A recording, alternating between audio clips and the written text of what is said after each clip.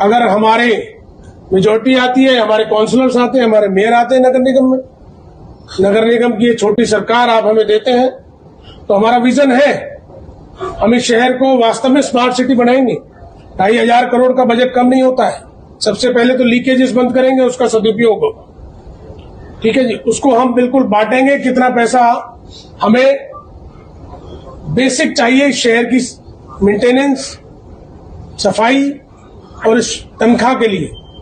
उसके बाद हम हर साल कम से कम 20% पैसा इसमें से 500 करोड़ रुपए रिकंस्ट्रक्शन के लिए, क्योंकि रिस्ट्रक्चर करना पड़ेगा शहर। पुरानी लाइन्स हो गई सीवर की, पानी की पुरानी लाइन्स हो गई, क्योंकि जब तक हम अपनी ड्रेनेज, अपनी पुरानी वाटर लाइन्स और अपनी पुरानी सीवेज लाइन को नहीं बदलेंगे, ये सारा पैसा ऐसे ही बीजेपी जैसे लूट रही है, खराब होता है। तो हम 500 करोड़ उसमें से हर वर्ष रिस्ट्रक्चर के लिए लगाएंगे कि सीवेज लाइन्स बदले एक एक करके, एक एक पैचेस की ड्रेनेज लाइन बदले, वाटर लाइन्स बदले। और हम ऐसा नहीं है इनकी तरह जैसे अनपढ़ पटवारी और बस्ता भारी। इतना बड़ा शहर है, आज हिंदुस्तान के सबसे बड़े शहरों में इस शहर को तो बाकायदा एक बड़े रूप में प्लान किया जाना चाहिए। आज यहाँ कैसे प्लान हो रहा है, एक वार्ड में काम हो रहा है, यहां सीवर लाइन वाटर लाइन यहाँ है, दूसरे में इधर है, तीसरे में ऊपर है।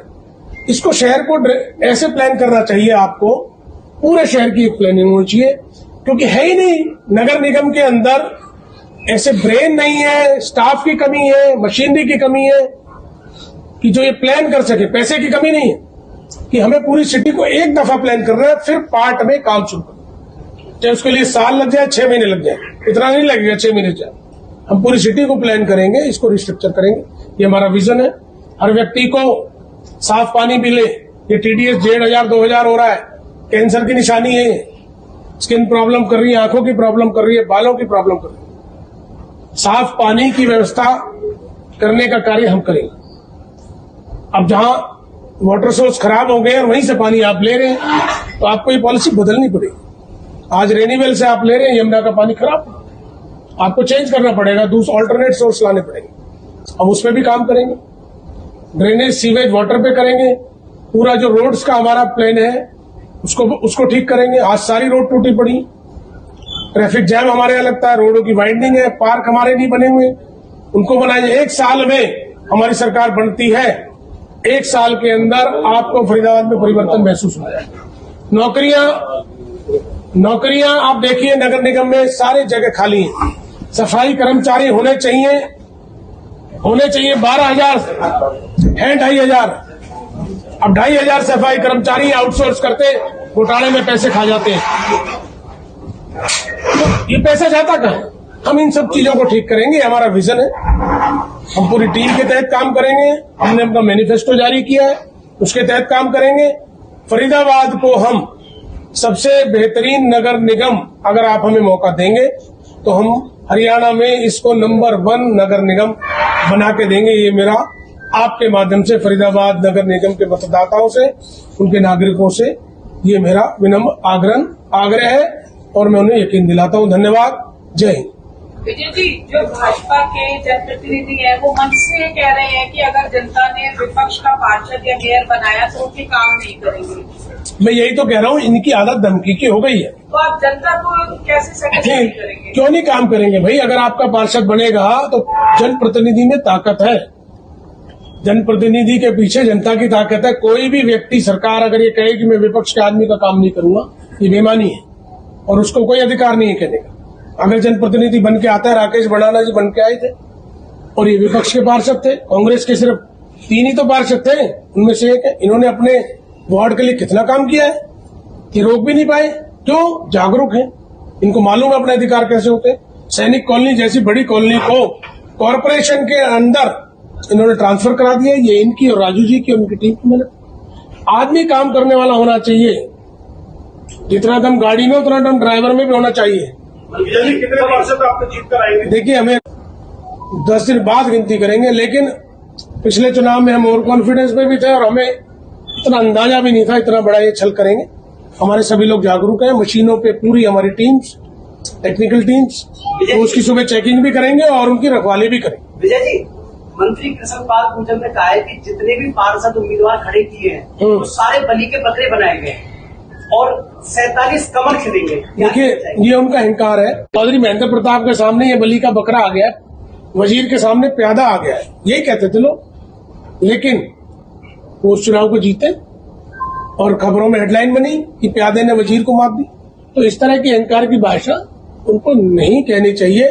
कोई भी वटवृक्ष पहले पौधा ही होता है, इस तरह की भाषा शोभा नहीं देती। आप एक पेयजल की बात कर रहे हो, सीवर पानी, स्वच्छ पानी देने की बात है, तो विधायक नरेश नगर निगम में टैंकर नहीं है, सफाई करने की मशीन जो है ना सुपर सकल जो सीवर साफ करती है, 40 लाख का किराया उसका, 10 मशीन है, 4 करोड़ किराया भर रहा है नगर निगम, मशीन भी नहीं है। अभी का संकल्प पत्र जो आया है उसमें कहा जा रहा है कि युवा मुक्त करेंगे। तो 10 साल क्या किया इन्होंने?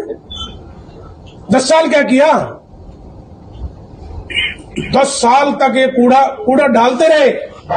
कमाल। आपने अभी कहा भाजपा 8 साल बाद चुनाव करवा रही और आप ही ने कहा कि हमें चुनाव लड़ने के लिए पर्याप्त समय कम से कम 2 महीने मिलने चाहिए भाई। मेयर का चुनाव है, 2 महीने कम से कम दो। प्रत्याशी 14 लाख वोट है, क्या रीजनेबल बात? मैं तो कह रहा हूँ 2 महीने कम से कम देने चाहिए थे कि भाई हम 2 महीने देते हैं, आप लड़ो। 25 दिन क्यों दिए?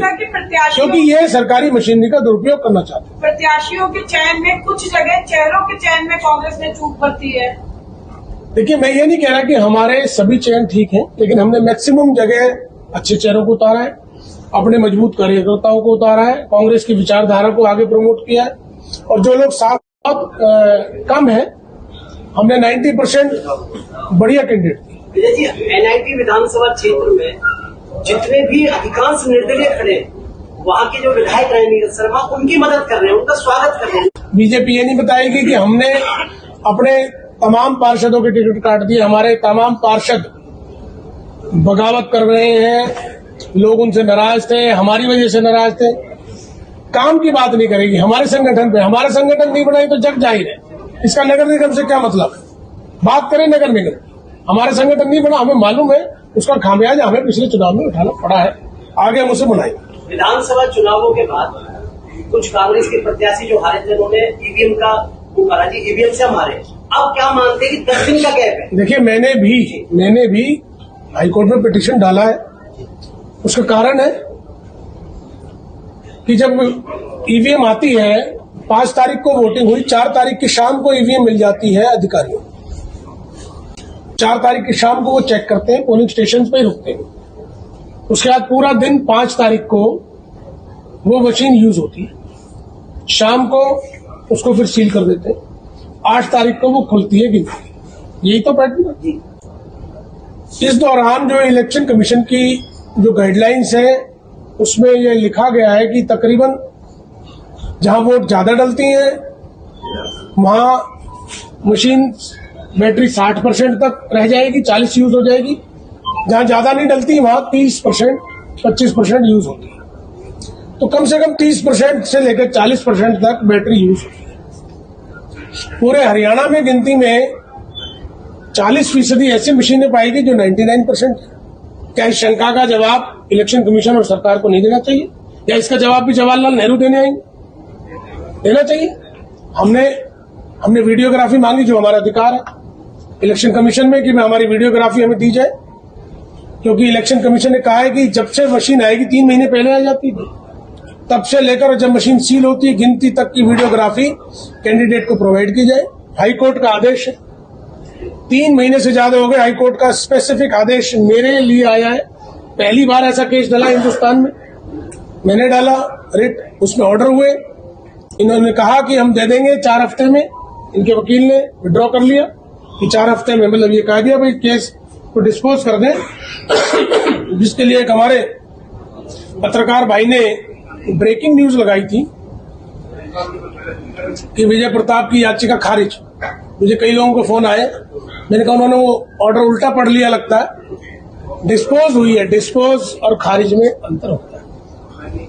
डिस्पोज में यह था कि भाई 4 हफ्ते में आप दे दीजिए, हमें ऐतराज नहीं है। हमारे वकील ने भी कह दिया ठीक है हम तैयार। तो इन्होंने आज 3.5 महीने हो गए, क्यों नहीं दी मुझे? क्या ये चीजें शंका नहीं पैदा करती? ये तो कोर्ट की अवमानना होगी। कोर्ट की अवमानना है, हम कोर्ट में डाल रहे हैं, इनके खिलाफ कंटेम्प्ट डाल रहे हैं। तो इन सब चीजों से शंकाएं पैदा होती हैं और फिर तमाम जगह